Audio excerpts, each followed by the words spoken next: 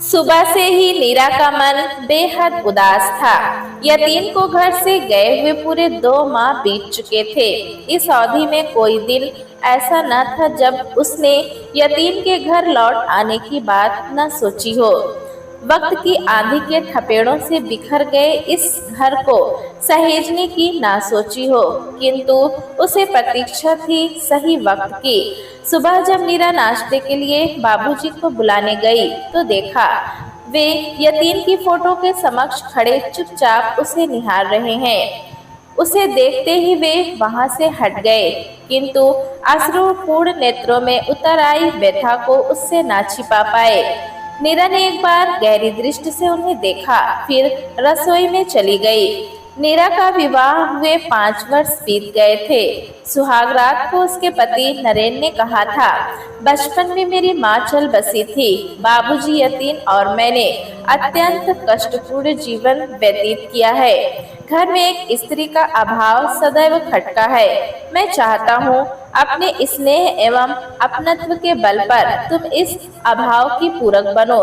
इस घर के प्रति तुम्हारी निष्ठा में कभी कमी न आए। नीरा ने अपना कांपता हुआ हाथ पति के हाथ पर रखकर उसे अपनी मौन स्वीकृति दी थी। अगले दिन नरेन ने हनीमून के लिए नैनीताल चलने का प्रस्ताव रखा तो नीरा ने इनकार कर दिया और कहा था, नहीं नरेन, नए जीवन की शुरुआत के लिए स्वजनों को छोड़कर इधर उधर भटकने की आवश्यकता नहीं है। हनीमून हम अपने घर पर रहकर मनाएंगे। यतीम की परीक्षाओं के बाद हम सब इकट्ठे नैनीताल चलेंगे। यतीम तो बिल्कुल अपनी भाभी का दीवाना था। भाभी के रूप में मानो उसने अपनी माँ को पा लिया हो।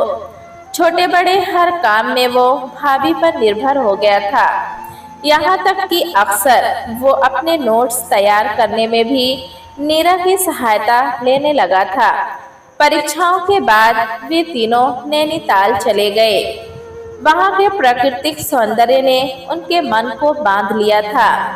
ऐसा प्रतीत होता था मानो सारे संसार से अलग थलग ये छोटा सा शहर अपने आप में कोई रहस्य समेटे हुए हो। ताल के किनारे बने हुए होटल में वे ठहरे थे। लगभग नित्य शाम को वे बोटिंग करते थे। उस समय नरेन और यतीम ताल की लहरों के साथ कोई न कोई गीत छेड़ देते। दोनों भाइयों को संगीत से बेहद लगाव था। एक दिन वे बहुत सवेरे स्नूव्य और चाइना पीक के लिए रवाना हो गए। मार्ग में चिड़बा देवदार के वृक्ष और उनसे छन कर आती हुई सूर्य की किरणों का नृत्य सम्मोहित कर रहा था। बीच बीच में रुकते हंसते बातें करते हुए वे तीनों चाइना पीक तक पहुंच गए।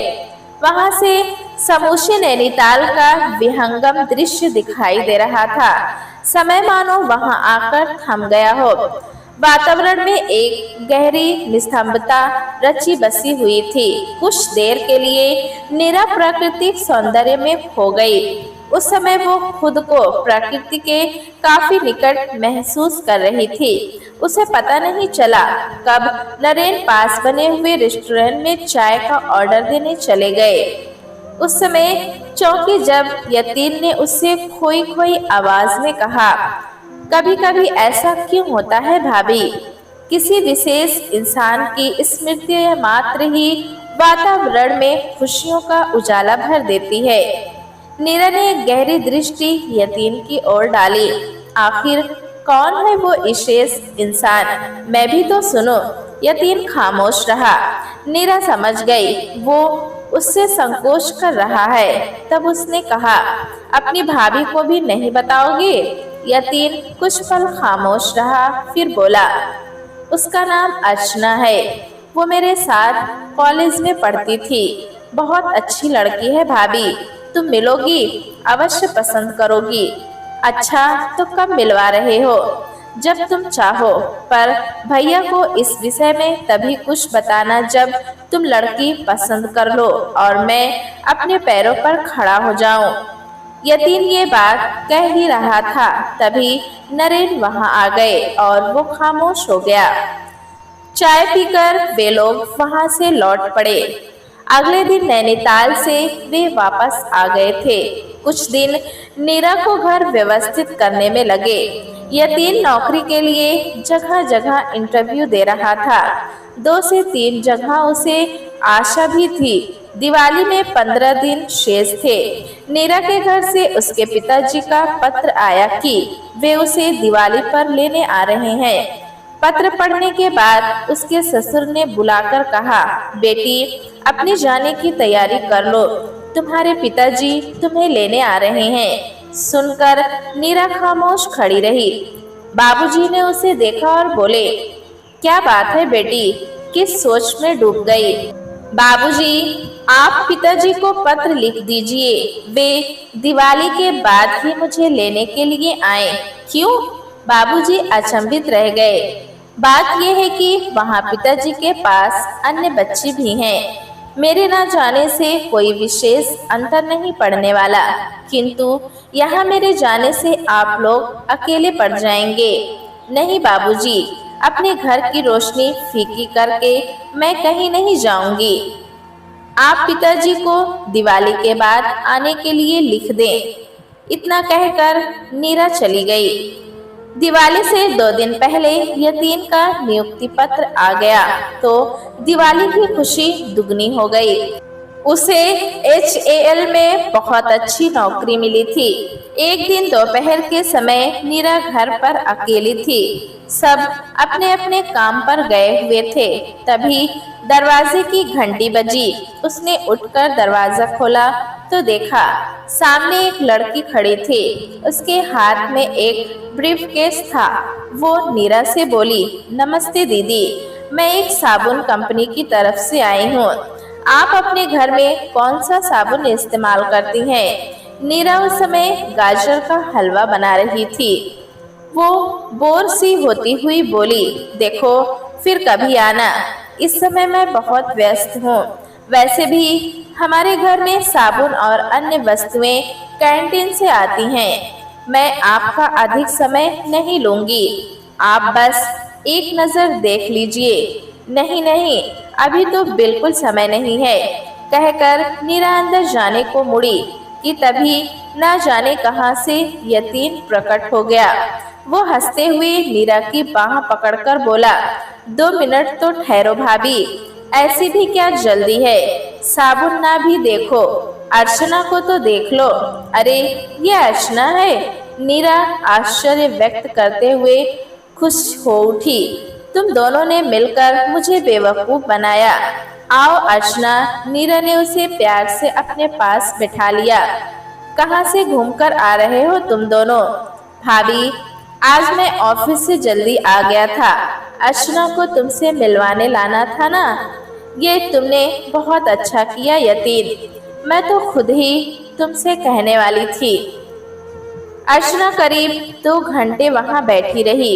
नीरा ने उससे बहुत सी बातें की। जब यतीन उसे छोड़कर वापस आया तो नीरा ने कहा, लड़की मुझे पसंद है, अपने लिए मुझे ऐसी ही देवरानी चाहिए। सच भाभी? प्रसन्नता के अतिरेक में यतीन चहक उठा। बस फिर तो भाभी, बाबूजी और भैया को ऐसी पट्टी पढ़ाओ कि वे लोग तैयार हो जाएं।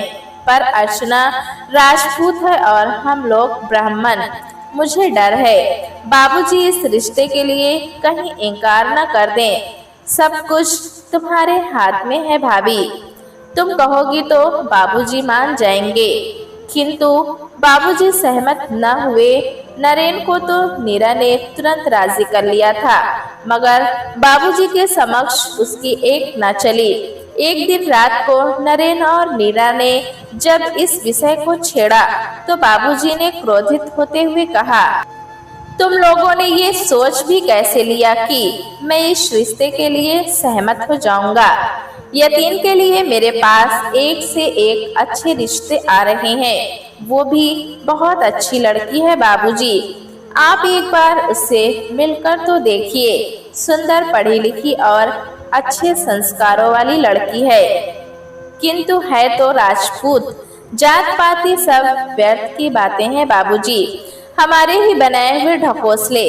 अगर लड़के और लड़की के विचार मेल खाते हों, दोनों एक दूसरे को पसंद करते हों, तो मेरे विचार में आपको आपत्ति नहीं होनी चाहिए।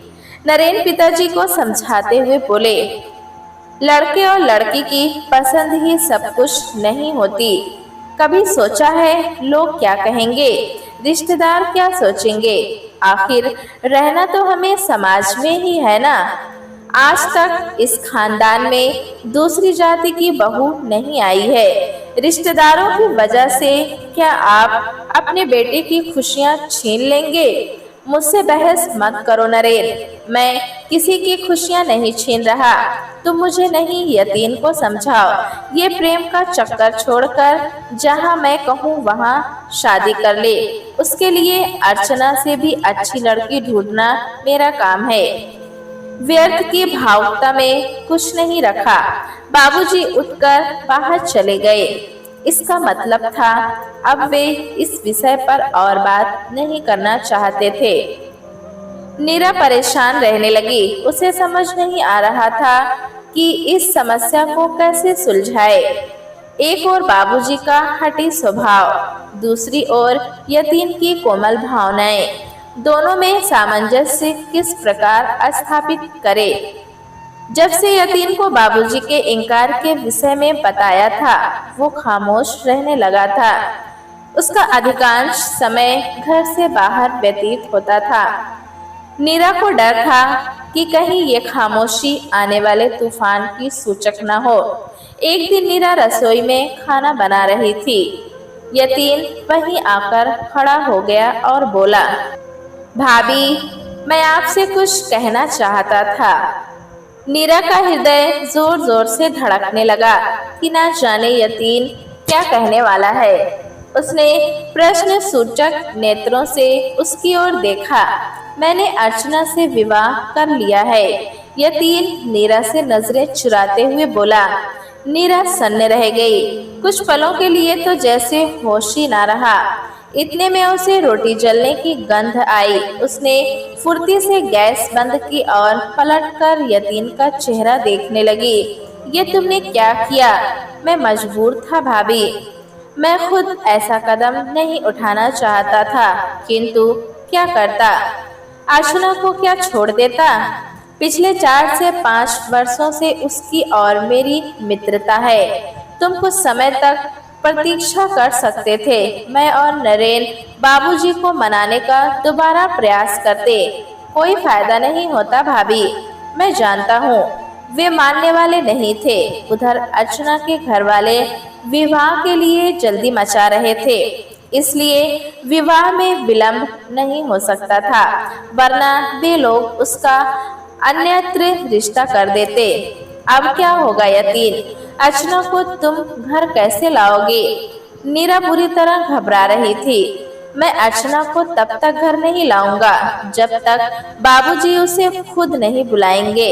अब वो मेरी पत्नी है, उसका अपमान मैं हरगिज सहन नहीं कर सकता। यतीन दृढ़ स्वर में बोला। फिर उसे कहाँ रखोगे? फिलहाल कंपनी की तरफ से मुझे फ्लैट मिल गया है, मैं और अर्चना वहीं रहेंगे। यतीन धीमे स्वर में बोला और वहां से चला गया। पिछले कुछ दिनों से यतीन कितना परेशान था, ये तो उसका दिल ही जानता था। भैया भाभी और बाबूजी से अलग रहने की कल्पना उसे बेचैन कर रही थी। वो किसी को भी छोड़ना नहीं चाहता था, किंतु परिस्थितियों के सम्मुख मजबूर था। इसके बाद के दिनों की यादें नीरा को अंदर तक कपा देती। बाबूजी को जब यतीन के विवाह के विषय में पता चला तो वे बुरी तरह से टूट गए। उनकी हठधर्मी बेटे को विद्रोही बना देगी, इसका उन्हें सपने में भी गुमान न था। उन्होंने बेटों को पालने में बाप की ही नहीं माँ की भूमिका भी निभाई थी। बेटों के पालन पोषण में खुद का जीवन होम कर डाला था, किंतु एक लड़की के प्रेम में पागल बेटे ने उनके समस्त त्याग को धूल में मिला दिया था। अब बाबूजी थके थके और बीमार रहने लगे थे। नीरा के आने से घर की जो खुशियां पूर्णिमा के चांद के समान बढ़ रही थी, यतीन के जाते ही अमावस के चांद की तरह घट गई। नीरा की दशा उस चिड़िया की तरह थी जिसके घोंसले का तिनका बिखर कर दूर जा गिरा था। वो उस तिनके को उठा लाने की उधेड़-बुन में लगी रहती थी। आज जब उसने बाबूजी को यतीम की फोटो के समक्ष रोते देखा तो विकलता और भी बढ़ गई। अगले दिन नीरा बाजार गई हुई थी। जब लौटी उसके साथ एक अन्य युवती भी थी। बाबूजी बाहर लॉन में बैठे थे। नीरा ने उसका परिचय कराते हुए कहा, बाबूजी, ये मेरी सहेली पूजा है। हम दोनों एक ही साथ पढ़ती थी। इसका इस शहर में विवाह हुआ है। आज मुझे अचानक बाजार में मिल गई तो मैं इसे घर ले आई। पूजा ने आगे बढ़कर बाबूजी के पांव छू लिए। बाबूजी ने उसके सिर पर हाथ रखकर पास पड़ी कुर्सी पर बैठ जाने का इशारा करते हुए कहा, बैठो बेटी, कहाँ काम करते हैं तुम्हारे पति? जी, HAL हैदराबाद में। अभी पूजा यहाँ अकेली है बाबूजी। जब इसके पति को वहाँ कोई अच्छा मकान मिल जाएगा वे इसे ले जाएंगे, नीरा ने कहा। बाबूजी HAL का नाम सुनकर खामोश हो गए।